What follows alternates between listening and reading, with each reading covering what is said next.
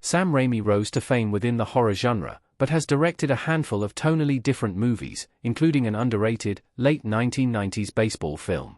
Raimi is best known for the Evil Dead films, directing the first 3 movies in the series that laid the groundwork for one of the best horror film franchises. Raimi is also widely celebrated for his contributions to the superhero genre, with the Tobey Maguire-led Spider-Man trilogy, Darkman, and Doctor Strange in the Multiverse of Madness. Raimi's superhero films, like his horror projects, highlight the director's unique visual style and his affection for darker themes. This makes it surprising to learn Raimi has also directed a more dramatic, sentimental sports film. Throughout his career, Raimi has ventured outside the horror and superhero bubble with films like Ounce the Great and Powerful and Crime Wave.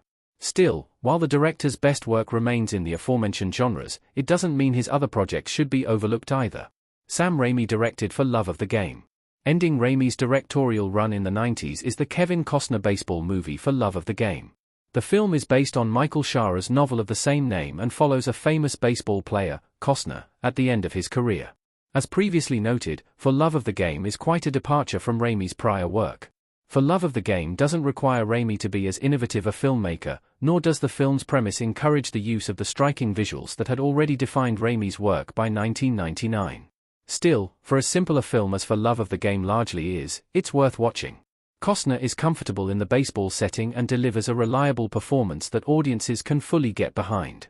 Though fairly predictable at times, For Love of the Game makes an admirable effort to bring something new to the sports genre, with Costner's aging character relying on cherished memories of love to get him through a game. Where For Love of the Game ranks among Sam Raimi's movies. Kevin Costner as Billy Chapel looking ahead in For Love of the Game. When compared to Raimi's other movies, For Love of the Game ranks quite low.